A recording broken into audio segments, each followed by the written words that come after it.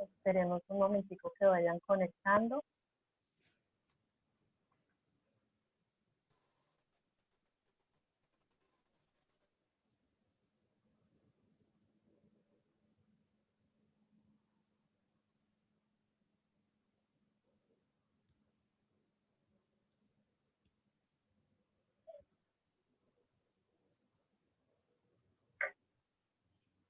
Buenas tardes, muchísimas gracias a todos por acompañarnos nuevamente en estas convocatorias pues, que venimos realizando desde hace algún tiempo.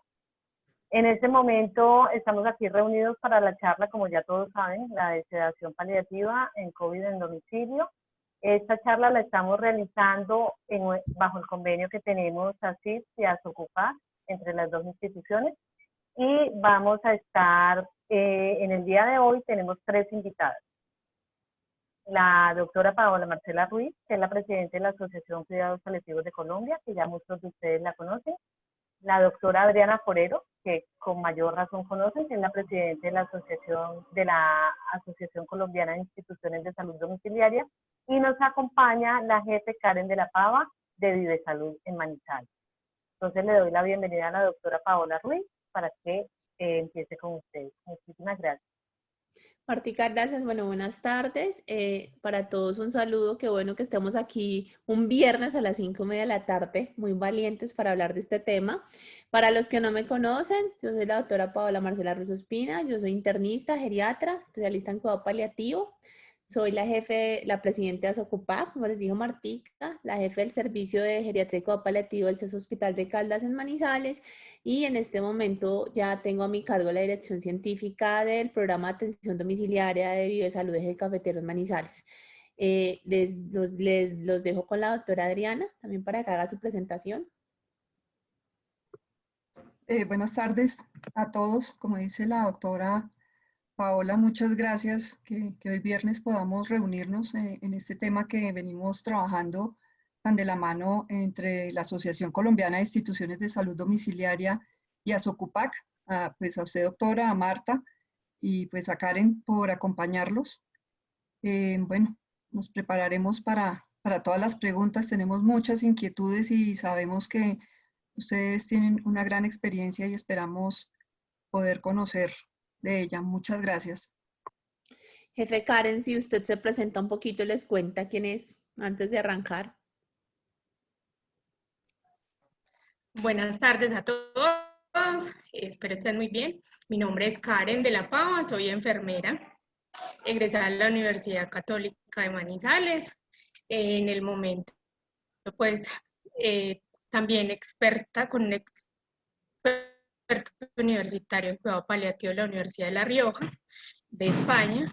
En este momento me encuentro pues coordinando todo el programa de cuidado paliativo domiciliario de la IPS domiciliaria Vive Salud Eje Cafetero SAS, de la cual llevamos 5 años coordinando pues todo este proceso con la doctora Paola Ruiz, que ha sido pues nuestra líder en todo este proceso de atención domiciliaria. Ya pues todo lo que quieran saber al final de la charla, pues ya estaremos atentos a cualquier inquietud.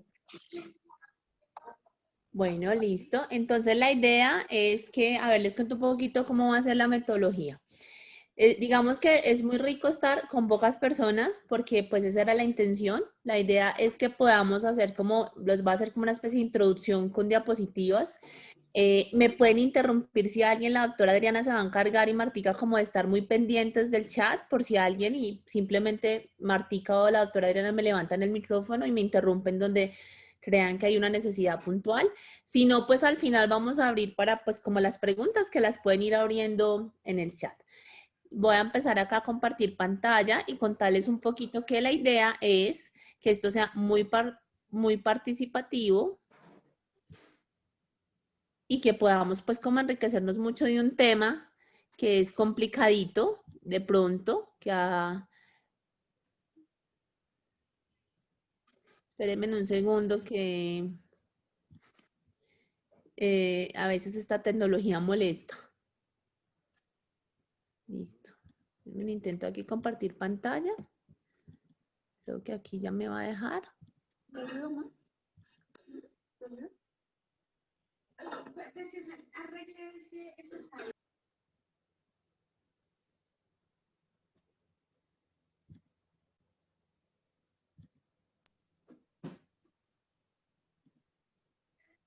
Me dicen si se está viendo la pantalla, es que aquí ya yo desaparezco.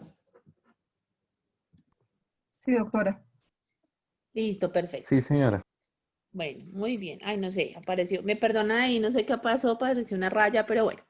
Bueno, entonces la idea de este tema, de hablar de sedación paliativa domiciliaria, es darles como algunos tips con respecto a nuestra experiencia, a lo que está en la literatura, pero a nuestra experiencia desde lo que implica esto en atención domiciliaria. Y lo hablaba ahorita con la doctora Adriana, y lo primero que ustedes tienen que tener metidos en la cabeza cuando vayan a pensar si su institución domiciliaria tiene esta capacidad de hacer estos procesos de sedación paliativa en casa, es que esto no es un procedimiento estándar que se tenga que habilitar de alguna manera diferente, porque esto no está en el contexto de la sedación paliativa, de las sedaciones que se hacen para endoscopia, colonoscopia, otro tipo de procedimientos. Esto está en el contexto de las habilitaciones o de todos los manejos de hospitalización de alta complejidad, en donde vamos a utilizar medicamentos controlados, sedantes de por sí, para disminuir el estado de conciencia de un paciente en un modelo de atención de control de síntomas, no pensando en algo diferente a que el paciente está en un proceso probablemente de final de vida y que va a terminar falleciendo en casa. ¿Y por qué pongo esta frase de primera? Es porque esta semana y la pasada hemos estado hablando mucho de este tema y como el domicilio a veces algunos prestadores pueden sentir y es normal miedo ir a las casas de los pacientes, que es importante, el COVID nos va a acompañar por un tiempo muy largo, entonces hemos adoptado este lema que es de Lendi Anderson de España, donde dicen tiempos de COVID, respeto, pero no miedo. O sea, sí hay que tener todas las normas, sí hay que llevar todos los elementos, hay que tomar todas las precauciones, pero no podemos sentir miedo a atender a nuestros pacientes y muchos menos que estos pacientes sean abandonados en domicilio. ¿Qué es importante la definición? Y antes de leer la definición estándar de sedación paliativa, yo quiero hablarles desde lo que es cuidados paliativos, desde lo más humano, y entender que muchos de los que están aquí presentes ven pacientes de cuidado paliativo por largo tiempo en domicilio. Perdón. Pacientes que se nos cronifican en el programa, que les conocemos su familia, conocemos su vida, les hemos tratado neumonías, infecciones urinarias, los hemos acompañado en su proceso de quimioterapia, radioterapia, el síndrome mético, la mucositis. Pero cuando llega ese final de la vida, es muy triste y muy desalentador tener que decirle al paciente, no sabe qué, no puedo hacer este proceso de sedación paliativa y lo voy a mandar al hospital, cayendo en cualquier hospital que no necesariamente tiene que tener una unidad de cuidados paliativos, ojalá así fuera, y que terminan siendo unos pacientes que pues en el sistema como estamos hoy en día, máximo hoy en el tema COVID-19, pues no hay cama para tanta gente y estos pacientes terminan en un modelo de atención diferente al que veníamos llevando con ellos. Entonces, por eso es tan importante empezar a indagar si como institución domiciliaria pudiésemos pensar en sedar nuestros propios pacientes en domicilio. Básicamente en este término, y por eso les decía que no es un procedimiento, sino un acto médico clínico, es donde vamos a utilizar una serie de medicamentos que son sedantes de por sí, que deprimen el estado de conciencia, cuya intención jamás, y esto lo vamos a hablar más adelante, no es matar al paciente, ni mucho menos como a veces en el imaginario mental aparece para la gente, sino controlar un síntoma refractario. Yo quiero hacer mucho énfasis en esto. Síntoma refractario, porque es la principal indicación de sedación de un paciente, sea en un hospital o sea en la atención domiciliaria, y en esto hay que ser muy juiciosos en definirlo en qué momento no tenemos una opción diferente para ese paciente. Y en ese sentido, esta gráfica todos la hemos visto en el número de veces, en muchos libros que hemos leído, en muchos artículos y en muchas exposiciones, pero me sigue pareciendo fundamental ponerla porque esta es la realidad de nuestros pacientes y sobre todo hagamos énfasis en la trayectoria de los pacientes de demencia y enfermedad crónica o cáncer, donde vienen en un proceso de declinación funcional al cual todos asistimos o en procesos de crisis donde todos estamos, y cuando llega ese punto de inflexión final, ahí es cuando este tema se vuelve tan importante. Y yo aquí quiero hacer un llamado a algo que en atención domiciliaria deberíamos hacer siempre, que es diligenciar documentos de voluntad anticipada con nuestros pacientes y en esos documentos incluirles la pregunta obligada de usted poderlo elegir dónde desearía morir. Y si es en su casa, en qué condiciones. Y hablar de ese tema, de la posibilidad de tener que tener un control de síntomas bajo un proceso que en algún momento lo tenga más dormido, con un estado de conciencia más disminuido, pues se van a encontrar sorpresas y nosotros nos las hemos encontrado de pacientes que por su religión nos dicen, doctora, lo que sea, pero requiero morir despierto. Entonces uno se sorprende, pero ¿cómo que despierto? Sí, porque para mí es súper importante entregarle este proceso de dolor hacia la muerte a Dios o para purgar alguna culpa en especial. Y eso hay que respetarlo, ¿cierto? Entonces digamos que esto es muy importante. Esta palabra a mí me encanta, quienes me han escuchado hablar varias veces lo saben, y es planificación de la atención. Son pacientes que, como lo ven en la gráfica, transcurren generalmente en nuestros programas un tiempo que no es muy largo, pero salvo algunas excepciones, tampoco suele ser 2 o 3 días. Entonces tenemos como ese tiempo en un medio tan adecuado y tan tranquilo como es su propia casita, al lado de su familia, de planificar qué es lo que quiere el paciente y esos deseos de final de vida que son tan importantes. Este tema es súper fundamental y es que a todos nos quede claro que es un síntoma refractario. Y es ese síntoma que no puede ser aliviado bajo ninguno de los mecanismos que están definidos en la literatura para hacerlo. Y en atención domiciliaria esto es muy importante. ¿Por qué? Porque aparece una palabra fundamental, 2, que están en rojo allí, que es funcionalidad y proporcionalidad. Y en esa funcionalidad y proporcionalidad es supremamente importante definir que puede, por ejemplo, que tengamos un paciente de 90 años con un cáncer de colon polimetastásico en casa, ya definido por sus especialistas tratantes en un medio hospitalario para cuidado paliativo domiciliario, y resulta que hace un episodio de obstrucción intestinal maligna. En la literatura, la obstrucción intestinal maligna pudiese derivarse, pudiese colostomizarse, pudiese llevarse a una laparostomía de urgencia, pero en nuestro paciente, desde el punto de vista de cruzar las dos palabras, funcionalidad, proporcionalidad, ese ya es un síntoma refractario para ese paciente que no va a ser sometido a más cosas invasivas en un medio hospitalario y en donde tenerlo controlado de sus síntomas, incluido tal vez un proceso de sedación paliativa, es proporcional al estado del paciente. No así, si yo estuviera manejando un paciente de 45 años, Karnofsky 100 en la casa, porque me lo mandaron a atención domiciliaria para manejar de un proceso de mucositis porque estaba en quimio radio y hace síntomas de obstrucción intestinal maligna. Claramente ahí no hay refractariedad del síntoma. Ahí lo que tengo que hacer es montar de ese paciente en una ambulancia y llevármelo al hospital de alta complejidad porque es el deber ser.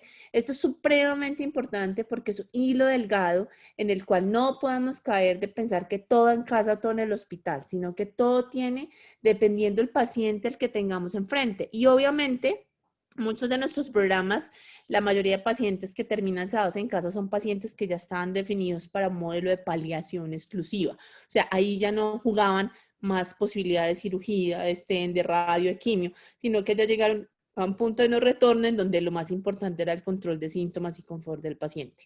Yo quiero hacer aquí una pequeña como pausa para algo que debía haber dicho al final, pero lo quiero decir ya, y es darle el agradecimiento al doctor Juan Guillermo Santa Cruz, porque con él mucho de lo que están escuchando ustedes en esta charla es parte de toda su formación académica que nos ha transferido a nosotros sus alumnos, y no podría dejar de decirlo para todos, que esto es todo lo que él nos ha enseñado que debemos hacer en la vida. Bueno, lo otro es un concepto que él nos enseñó, y por eso pienso mucho en el doctor Santa Cruz en esta diapositiva, que además es de su autoría, y es que hay que diferenciar muy bien qué es un síntoma refractario versus un síntoma difícil, y eso es supremamente importante, y por eso los programas de atención domiciliaria, ojalá pudiesen tener una asesoría técnica especializada para la toma de decisiones, porque es que yo podría decir que un dolor oncológico es difícil porque, digamos, tengo una dosis de opioide alta, pero me falta todavía ponerle la neuromodulación, me falta poner un montón de cosas adicionales. Ahí es un síntoma difícil.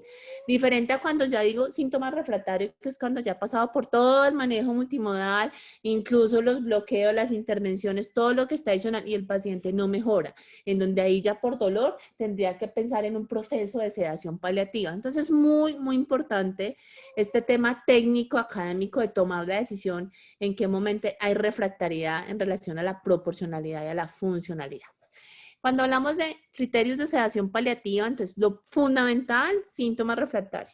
Otro concepto súper importante es entender que lo que estábamos buscando con procesos de asociación paliativa es controlar ese síntoma refractario. Y esto se llama el concepto del segundo efecto. ¿Qué quiere decir eso? Yo no busco la muerte activa del paciente, porque eso es un proceso distinto. Yo busco el control de un síntoma, entendiendo que está éticamente avalado de que sí, son medicamentos que usamos que pueden deprimir el estado de conciencia, que pueden deprimir también todo el sistema respiratorio. Pero hay que entender que el paciente va a fallecer en el contexto de ese síntoma refractario, esa enfermedad que lo está llevando al final de la vida. Y que los medicamentos lo que están haciendo es controlar un síntoma. Y esto es un mensaje fundamental para las familias. Ahorita me contarán de sus experiencias, pero nosotros hemos visto muchos momentos de la vida en que la familia dice, ¿cómo así, doctora? O sea que tenerlo más dormido es como que se va a morir por el medicamento, o sea, él se va a morir porque está sedado. No, esto tiene que quedar súper claro en esa conversación familiar que siempre hacemos y que anticipamos, y es que se va a morir de la enfermedad, que lo que estamos buscando es controlar un síntoma que ya no pudimos controlar de otra manera porque se nos acabaron los recursos con los cuales disponíamos.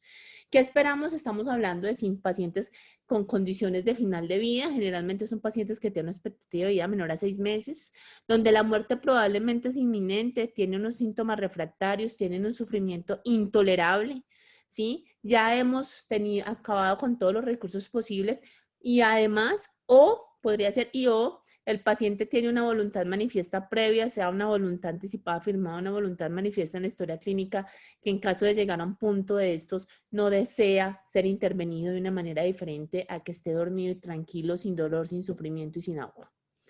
Las indicaciones de sedación paliativa, digamos que no tenemos y deberíamos empezarlo a hacer, deberíamos considerarlo ahorita que estamos acá las dos asociaciones juntas en familia, y es a publicar nuestras experiencias propias. Lo que más vemos nosotros en la literatura es que por lo que más se seda es por delirium, en segundo lugar por disnea, en tercero por dolor y los que ustedes ven allí.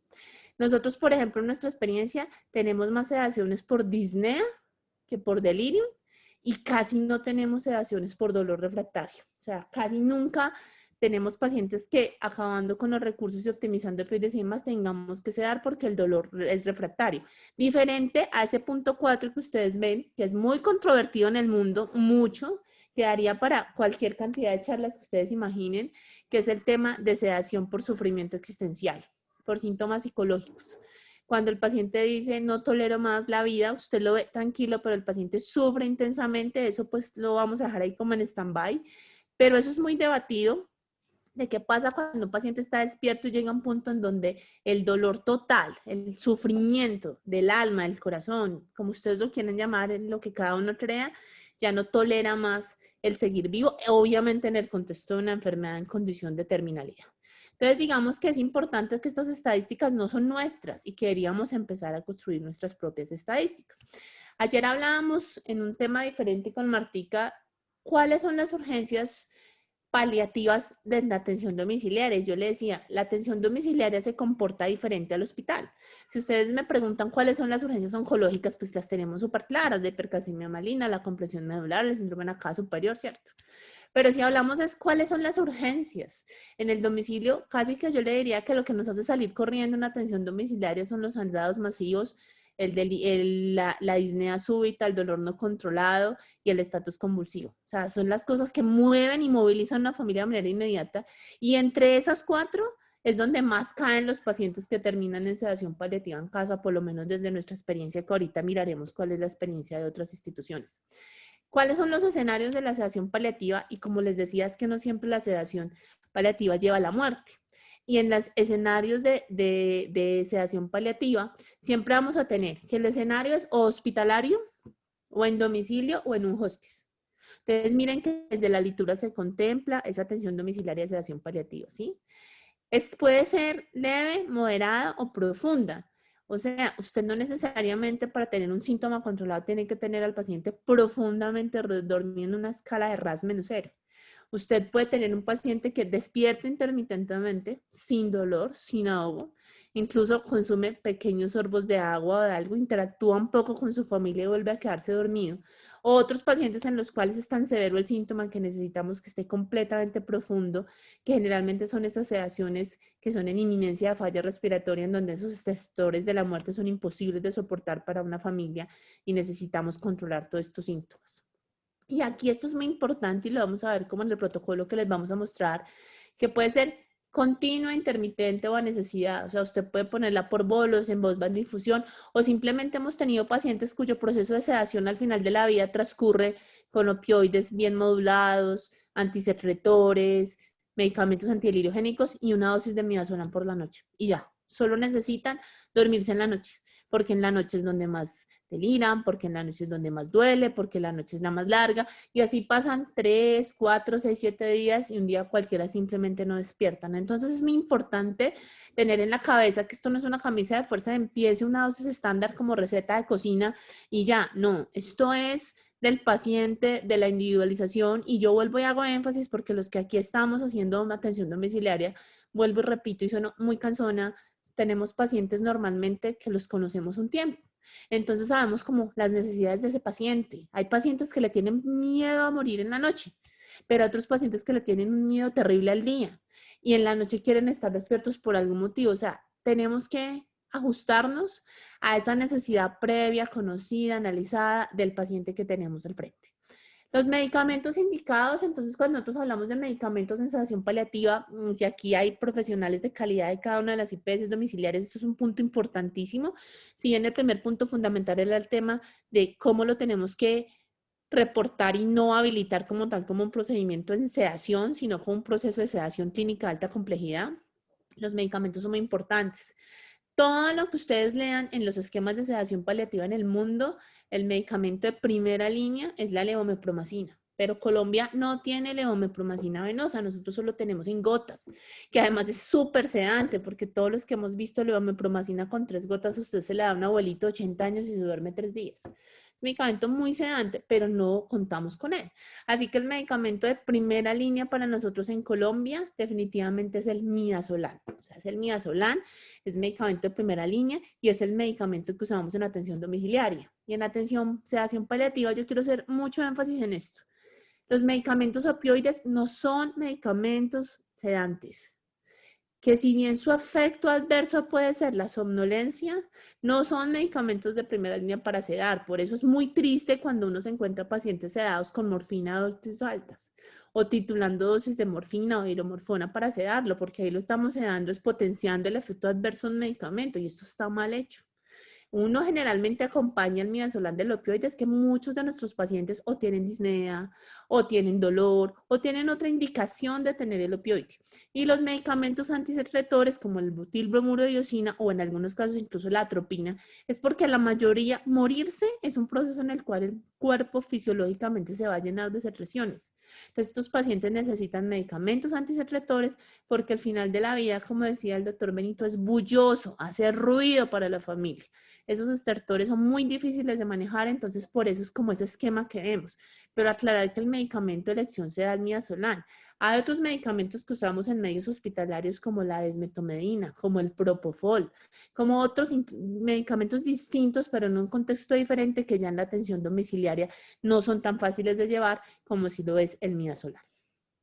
Este tema es fundamental y yo aquí quiero detenerme unos minuticos. Y es que recordemos que siempre la familia se va a confrontar con el tema de sedación paliativa versus eutanasia. Yo creo que ya perdí la cuenta las veces que me han hecho esta pregunta. O sea, doctora, esto es una eutanasia pasiva, esto es una eutanasia disimulada. Entonces recordemos desde el punto de vista teórico que el concepto de eutanasia pasiva ya no existe, está desmitificada la literatura hace ya mucho tiempo.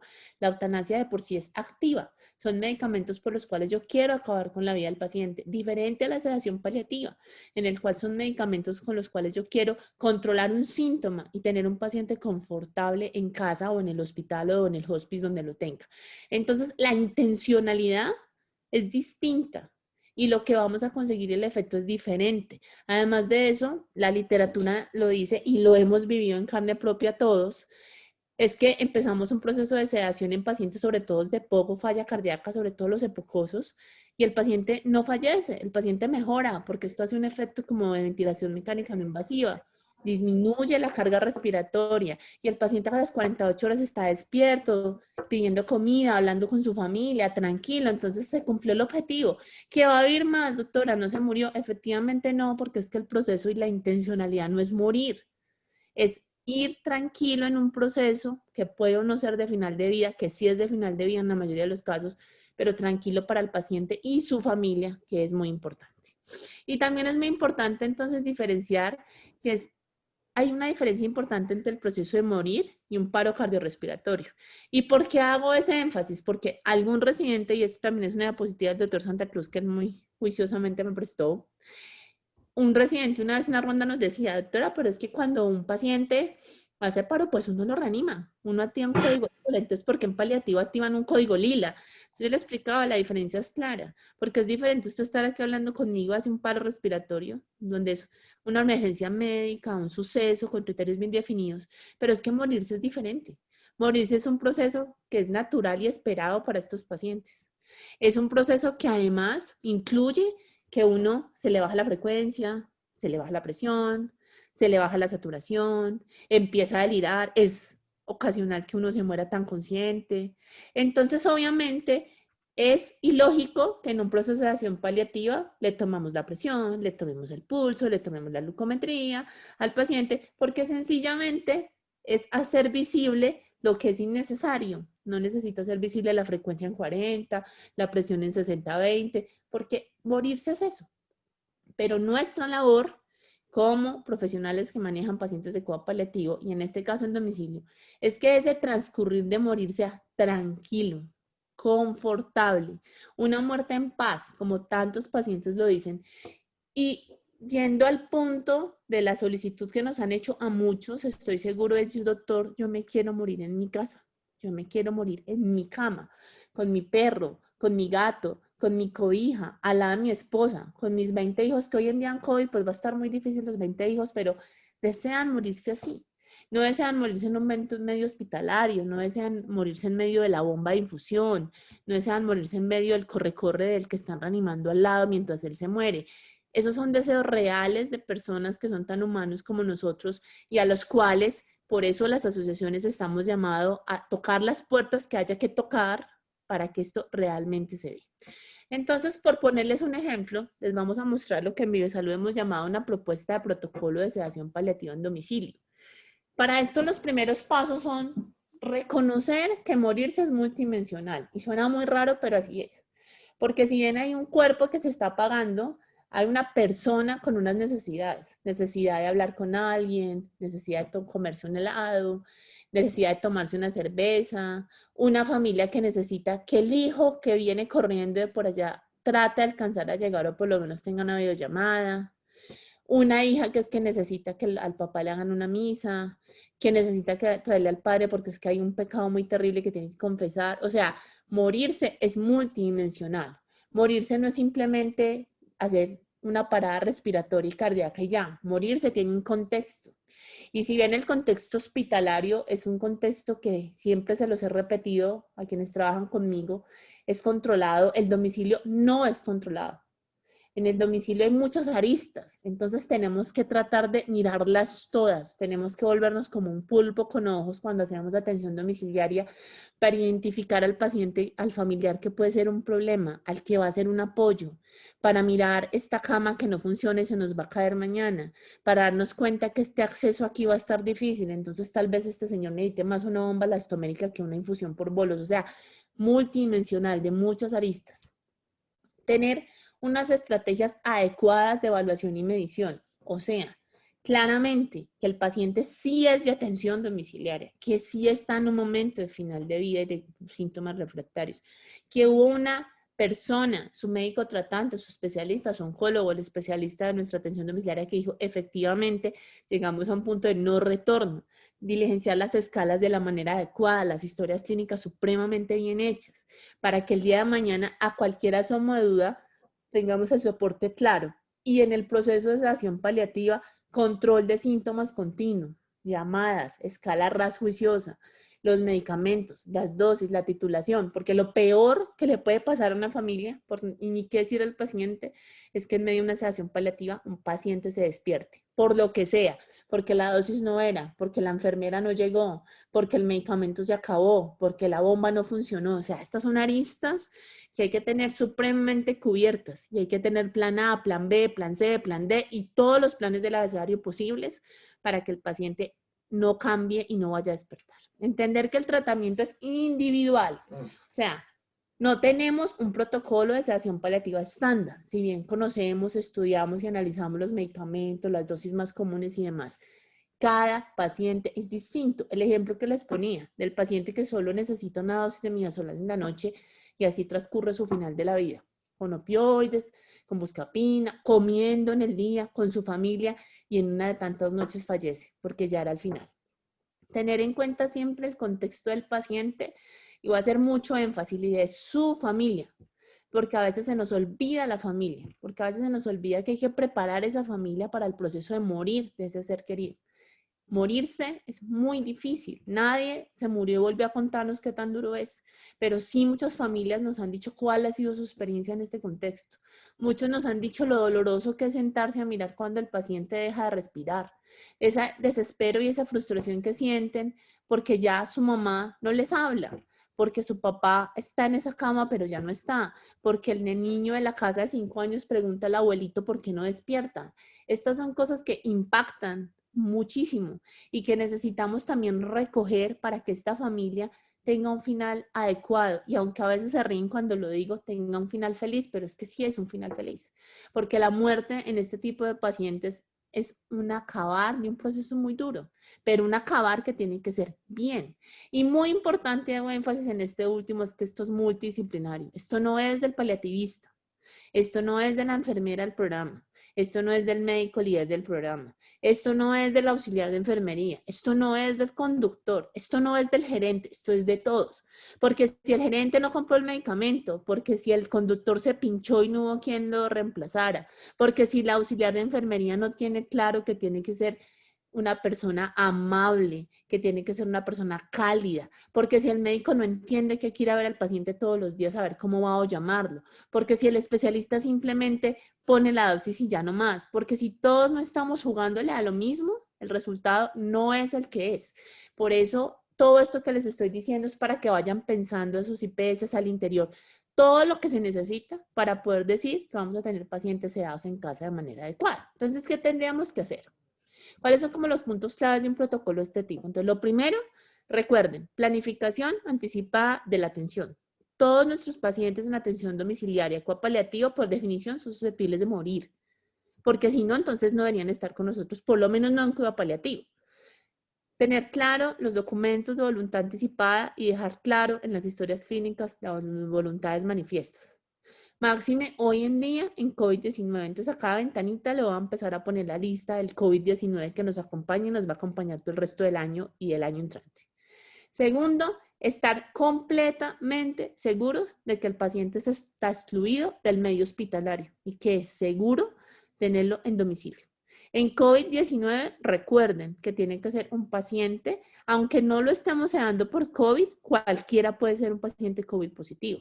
Por ende, tenemos que estar seguros de que esa familia en ese final de vida es una familia controlable y que puede tener las normas de bioseguridad, el distanciamiento, que no va a estar un paciente agitado, que va a estar requiriendo múltiples bolos, visitas 4 o 5 días de exposición, veces de exposición del personal. O sea, estar completamente seguros que las medidas del medio domiciliario están dadas. El acceso, las vías, el personal, el recurso familiar, el acompañamiento constante, que tengan las posibilidades de todas las normas de bioseguridad y obviamente que sea una patología de control en domicilio. Por ejemplo, no puedo yo tener un paciente de 35 años con una neutropenia febril tratada en la casa en atención domiciliaria y sedarla por la neutropenia febril. Claramente no, porque hay una refractariedad. Ese paciente yo se la devuelvo al hospital, porque es que este paciente que yo tengo aquí en este soporte oncológico en casa debo devolverlo allá porque es el lugar donde debe estar, porque todavía le pueden hacer más cosas. Tercero, contar con el recurso y reconocerlo de no ser así. Estar seguro que tengo el médico entrenado, el especialista que me apoya, los recursos de medicamentos, todo el proceso de habilitación que esto lleva a las hospitalizaciones de alta complejidad, la dispensación de la farmacia 24/7, la línea 24/7 y todo lo que necesite para asegurar que ese paciente va a estar sedado y tranquilo en casa. Y reconocer cuando tenga que decir, vea, señor asegurador, definitivamente por el momento no puedo hacer estos procesos y debo entregárselos al hospital, dígame a dónde se los llevo. Que tenemos todos los medicamentos que se requieren, o sea, que no es que compramos 30 ampollas de midazolam y que creemos que con esto es suficiente, pero resulta que no, que eran 50. Entonces, ¿qué hacemos? Porque a las 3 de la mañana no conseguimos las otras 20. Que el nivel de sedación esté asegurado por el paciente. Entonces, aquí es donde uno ya define. Bueno, sí. Manizales, por ejemplo, permite que un auxiliar vaya cada 4 horas a un domicilio. Pero hay otros lugares donde tocaría dejar una bomba de infusión. Pero hay otros en donde es mejor contar, qué pena y el error, con bombas elastoméricas. O hay otros modelos de atención, aquí lo hemos hecho en algunas ocasiones, donde definitivamente hay que dejar la auxiliar de enfermería. Allí poniéndole los bolos, los medicamentos y los rescates, porque si no, no podemos asegurar la sedación del paciente. En cuanto a cuidadores, estar seguros que tienen las medidas de protección y de aislamiento indicados. Estar seguros que esto pasa. Asegurar que hay una visita de control médica diaria. Aquí la teleconsulta y la teleasistencia cobran importancia, que hay una llamada de un seguimiento de enfermería y que podemos estar ahí de manera permanente. No es ir y poner una bomba de infusión y llámenos cuando se muera el señor. Obviamente no, eso estaría mal a toda luz. Esta parte de la contención emocional es fundamental. Nosotros siempre nos acompañamos de los psicólogos y el psicooncólogo o la psicóloga para que nos ayuden a hablar con las familias, a hacer todos sus procesos de duelo, a reestructurar lo que haya que reestructurar, a que nos ayude para que se entienda que no hay una eutanasia de por medio en este sentido, que pueda acompañarlo en una llamada cómo va evolucionando la familia, ese sentimiento de pérdida anticipada, de tristeza, también el de los pacientes que a veces estando muy conscientes saben que van a fallecer tan pronto y que tienen miedo, que tienen ganas de llorar, que tienen rabia, que necesitan decirle algo a sus hijos pero no saben cómo y con el psicólogo, la psicóloga o el psicooncólogo nos ayudan a hacer todos estos procesos.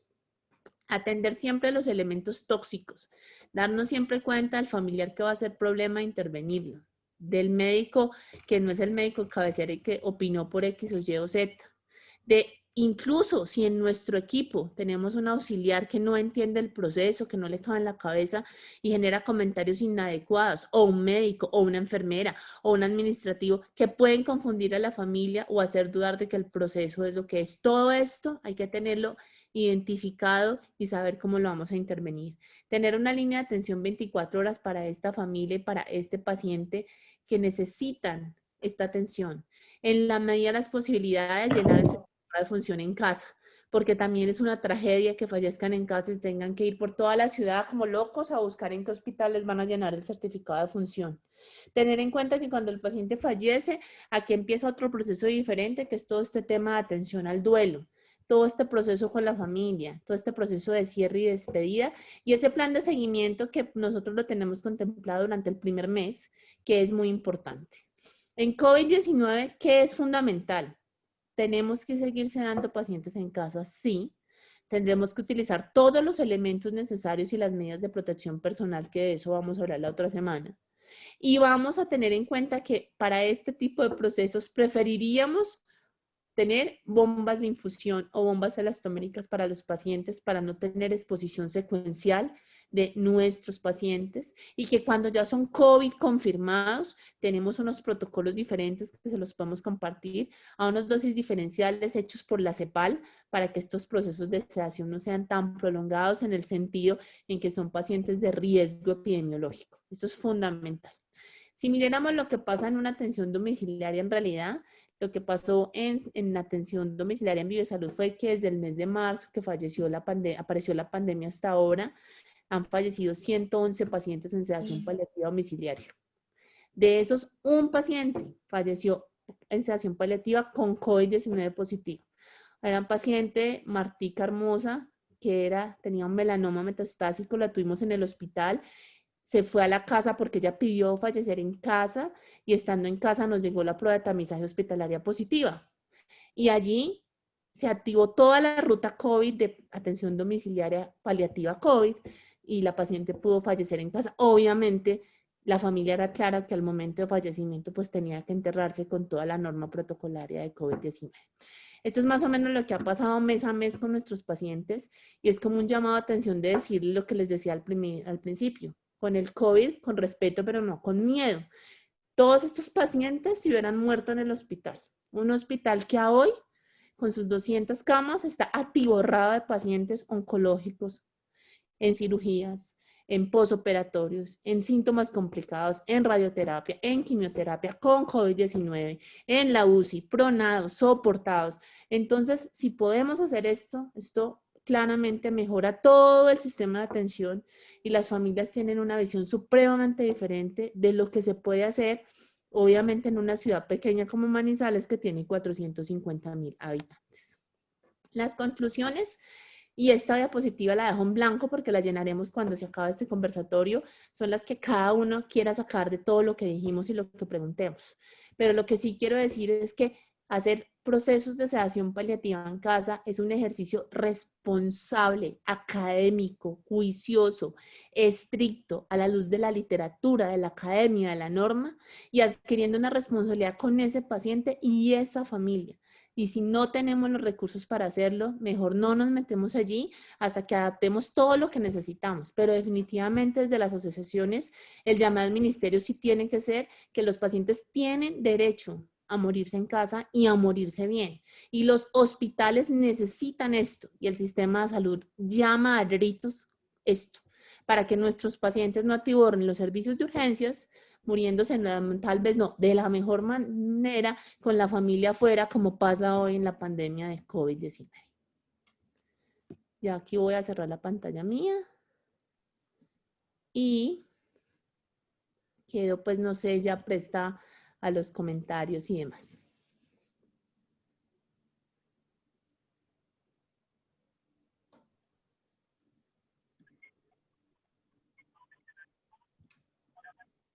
Muchísimas gracias, Paola. Creo que ha sido supremamente clara porque parece que no hay preguntas. Eso está muy bien. Y yo ya no sé cómo puedo abrir mi pantalla, auxilio. Sí, buenas tardes. Ay, Sí. Hola. los escucho, pero no los veo, perdón. Tranquila, en la parte de arriba yo creo que puedes dejar de compartir. ¿Sí? ¿En dónde? En la parte, no sé si te apareció un letrero verde que dice dejar de compartir pantalla. Sí, dejar de compartir. Bueno, sí. Ah, ya, listo. Gracias, Martica, qué pena. Tranquila. Listo. Ahorita sí. Gracias, doctora. No, felicitarla, la exposición muy clara, concreta y es lo que dice. Lo que se nos viene es esto. Mi nombre es José Ignacio Enrique, soy médico y hice el diplomado de cuidado paliativo, trabajo con la empresa Cisanar desde Cali. Entonces, es una responsabilidad muy grande y pienso de que este fenómeno COVID nos ha avanzado pasos gigantes para que se imponga este modelo.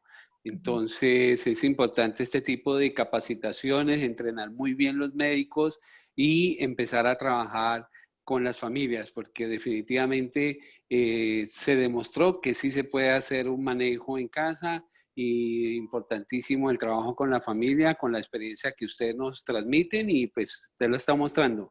Las IPS domiciliarias cada día le van a aumentar este tipo de pacientes, entonces esta es la oportunidad de seguirnos preparando y poder compartir con las experiencias que ustedes tienen.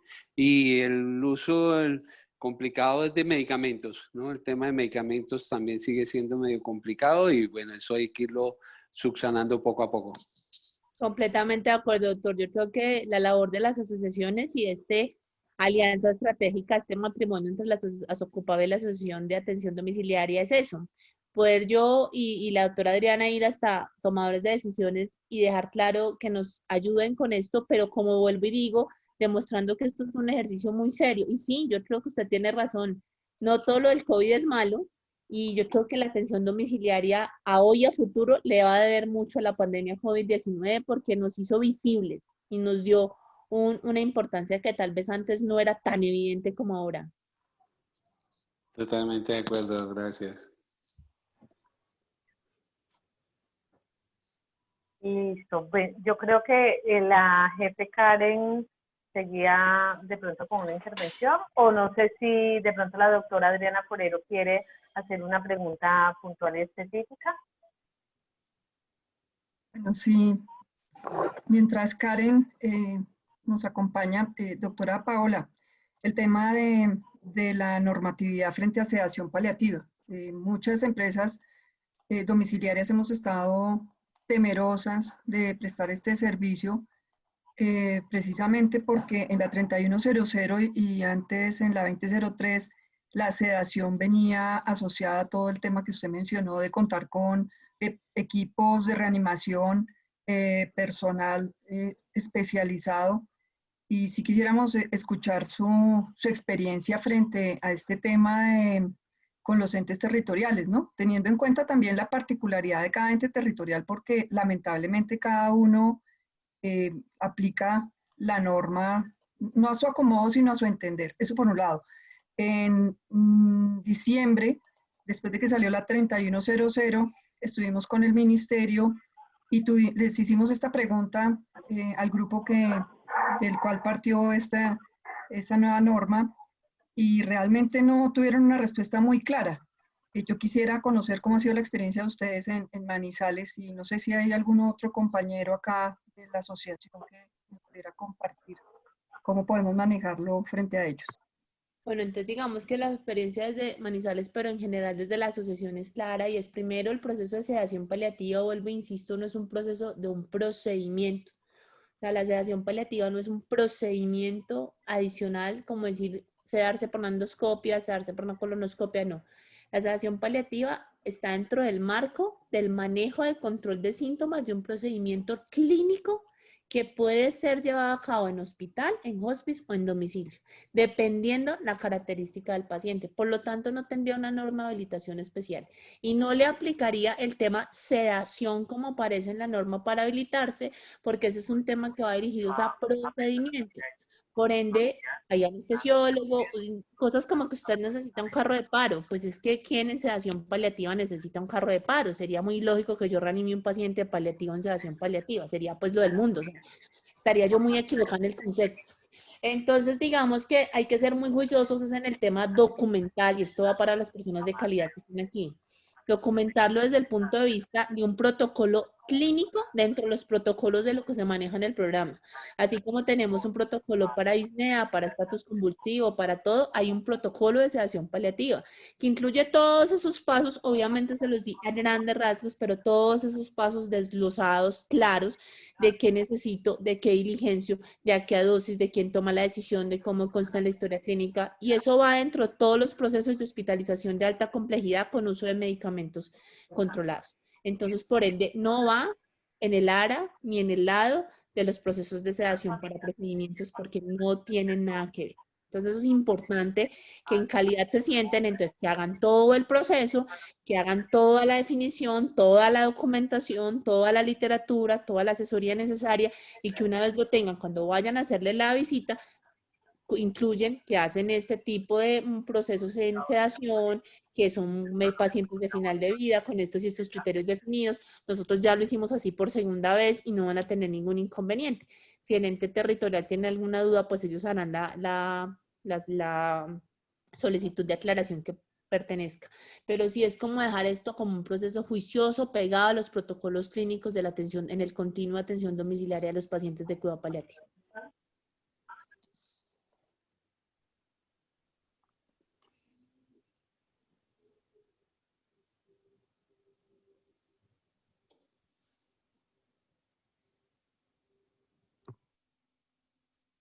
En el chat no tenemos más preguntas. Bueno, los dejé como aburridos, no sé. Vale, pasa por dar charla a las 5:30 de la tarde un viernes. Sí, Hágame el un favor. viernes, No. total. Se durmieron. Si quiere, para terminar el tema paliativo, sedativo pediátrico, que es un tema bien complicado. Bueno, ese es un tema que sí tendría una charla aparte realmente y se lo heredaría a mis compañeras paliativistas, pediatras.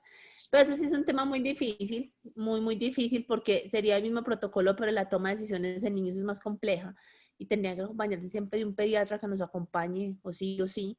este tema sí es mucho más espinoso, creo yo que sí tendríamos que dedicarle a futuro de pronto una jornada aparte con nuestras Martica, nuestras especialistas en cuidado paliativo pediátrico. Creo que sería una buena opción hacer una jornada diferente en este tema. No sé tú qué opines, Martica.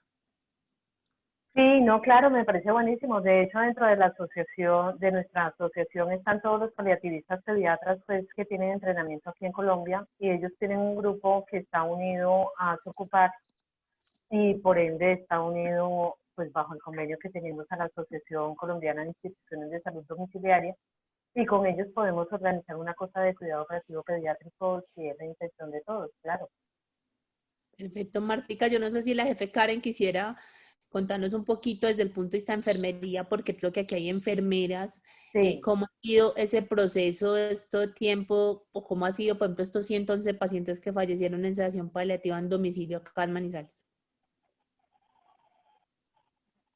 Enfermeras y enfermeros, estamos acá presentes. Ay, perdón, sí, qué pena. No se preocupe. Claro, sí, para todos. Bueno, Vive Salud, pues es la IPS de atención domiciliaria. Como les digo, llevamos 5 años ejerciendo todo lo del proceso de atención paliativa. La verdad es un proceso muy satisfactorio para todos como equipo interdisciplinario. La verdad, todos interferimos en el proceso. Nos involucramos mucho con las familias, la verdad, se vuelven familia de nosotros. Entonces, ha sido un proceso muy bonito. En este momento somos un equipo muy grande. Tenemos 5 médicos expertos en cuidado paliativo con maestría en cuidados paliativos. Tenemos 2 enfermeras jefes liderando todo el proceso. Auxiliares de enfermería que están pues en el recorrido de atención domiciliaria aplicando los medicamentos, que en ese grupo tenemos 15. Tenemos psicooncólogo, que es el doctor Juan Carlos Escobar. Tenemos una psicóloga también que interfiere en todo el proceso. La doctora Paola, pues, que es nuestra líder, nuestra cabeza. Trabajadora social y tenemos la nutricionista. Entonces, tenemos pues como todo el equipo de terapias. Todo el equipo de terapias de apoyo que hacemos terapia de fonoaudiología, física y respiratoria. Tenemos una línea de atención 24/7 donde acompañamos los pacientes, las familias. Ellos nos llaman constantemente para hacer acompañamiento. Atendemos pues todas las consultas prioritarias. Las doctoras están la doctora Diana y la doctora Carolina, que son pues las que nos acompañan, ellas están muy pendientes pues de todos los pacientes. Si resulta pues una visita prioritaria, se realiza durante el día. Si se puede realizar en 24 horas, se realiza. Y hay urgencias noche, ¿no? Hay médico de turno 24 horas. Médico urgente, sí, tenemos, si el paciente se complica en la noche, tenemos un médico disponible que realiza esa visita durante la noche. Agendamiento programado, se hace visita periódica, los pacientes se ven semanal, los pacientes que entran en sedación se ven diariamente y se les hace acompañamiento vía telefónica por enfermería. Tenemos clínica de heridas, se maneja todas las heridas tumorales, alta complejidad, baja complejidad, mediana complejidad.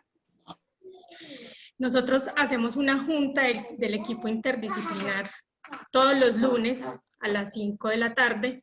Nos reunimos todo el equipo y hablamos de los pacientes nuevos, hablamos de los pacientes fallecidos, casos complejos con las familias.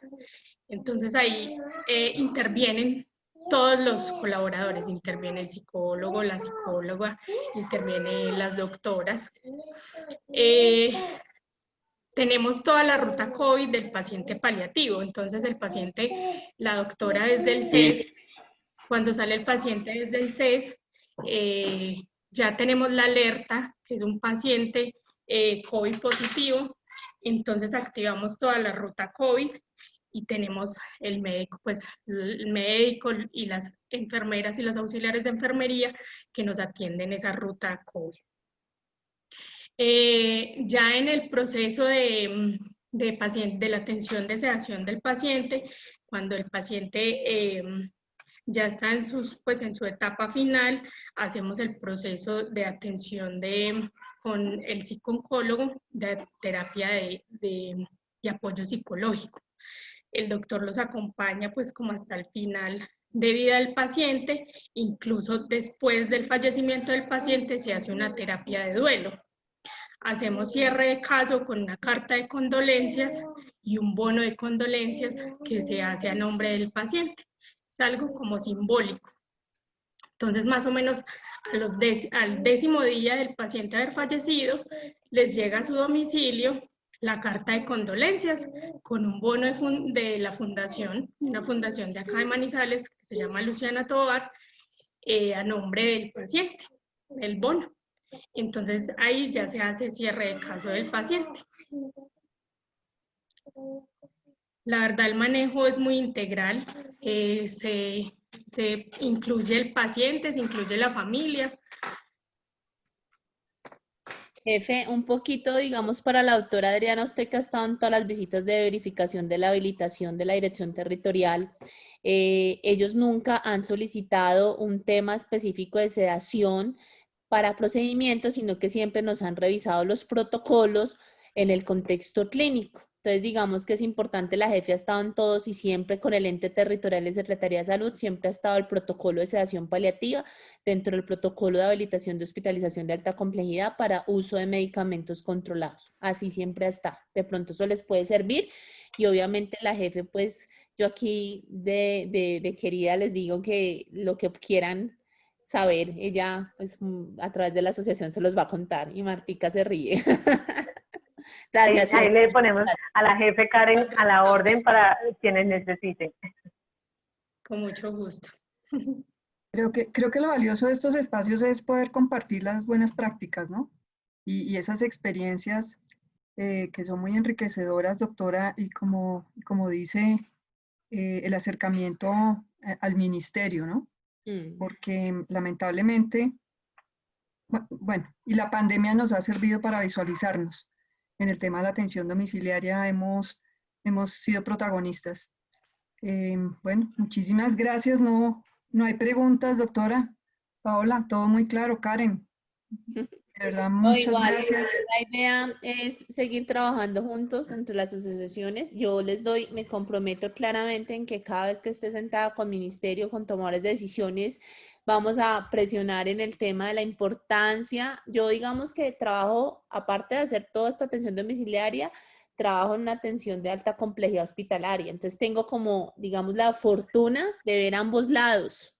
Y puedo ver al paciente muy mal y lo manejo en la UCI y sale de UCI, pero también lo veo cuando fallece en su casa. Entonces yo soy una infinita defensora de la atención domiciliaria. O sea, estoy segura que los programas de cuidado paliativo que tenemos en los hospitales de alta complejidad sin atención domiciliaria no van a salir bien, porque no hay a quien entregarle el paciente. Entonces estaríamos destinados a que todos se mueran en la casa y eso es un sinsentido en el modelo de atención del paciente que ya está a cuidado paliativo final de vida, no así el soporte oncológico. Entonces, desde las asociaciones creo que todos pueden tener la certeza que con Marta, con la doctora Adriana, siempre que estemos sentados lo vamos a repetir, insistir, persistir, cada vez que tengamos la oportunidad de lo importante que es. Pero eso también, creo yo, doctora, nos pone un nivel de demostrar la seriedad que es esto. Entonces nos tenemos que volver rígidos, académicos, juiciosos, escribir, protocolizar, publicar nuestras experiencias,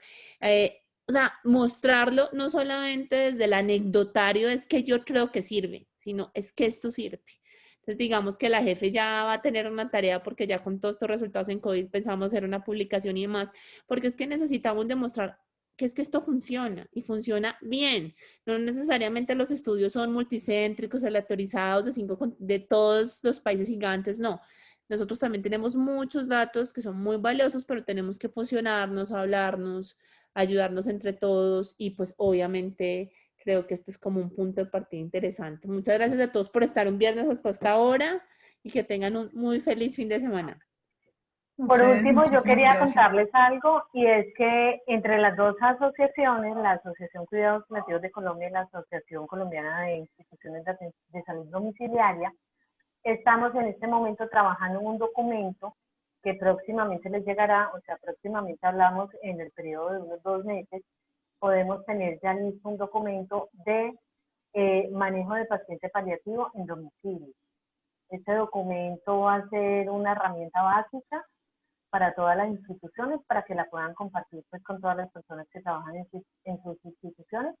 Y posterior a esto, tendremos un encuentro iberoamericano de atención domiciliaria de paciente paliativo. Entonces, desde ya, todos totalmente invitados. A los correos que tengo, pues dicen que se puede compartir la información, entonces les estará llegando la información de las cosas que estemos haciendo. Muchísimas gracias a todos.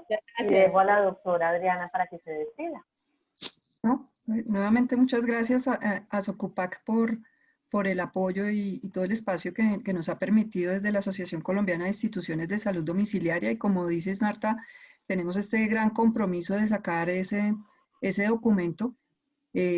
Doctora Paola, efectivamente debemos escribir. Lamentablemente, cuando la Asociación Colombiana de Instituciones de Salud Domiciliaria ha tenido contacto con otras asociaciones, nosotros nos maravillamos de lo que estamos haciendo en este momento y debemos publicar. Nosotros aproximadamente atendemos 45.000 pacientes entre todos los asociados. Actividades, un promedio de 300.000 actividades mensuales en los domicilios de los pacientes, de todos los niveles de complejidad. Y bueno, creo que tenemos mucho para ofrecer de conocimiento y de buenas prácticas, que eso es lo que realmente queremos compartir, llevar a un nivel superior toda la experiencia de la atención domiciliaria. Pues a todos, muchísimas gracias. Acá, no sé si... Bueno, aquí está la información. Doctora Paola, qué pena, Tatiana Aguirre pregunta que si podría pasarles el archivo que mencionó de la dosis de sedación en COVID, dado el riesgo epidemiológico. Yo le paso a Martica el documento de CEPAL y ella se les hace llegar a todos a los correos que tiene. Ok, perfecto. Bueno, muchísimas gracias a todos por su participación y esperamos reunirnos prontamente. Descansen. Buenas noches. Bueno, Gracias, un abrazo, hasta luego. gracias por Buenas noches. participar. Gracias, hasta luego. Hasta luego. Hasta Muchas luego, gracias por la gracias. información, hasta luego.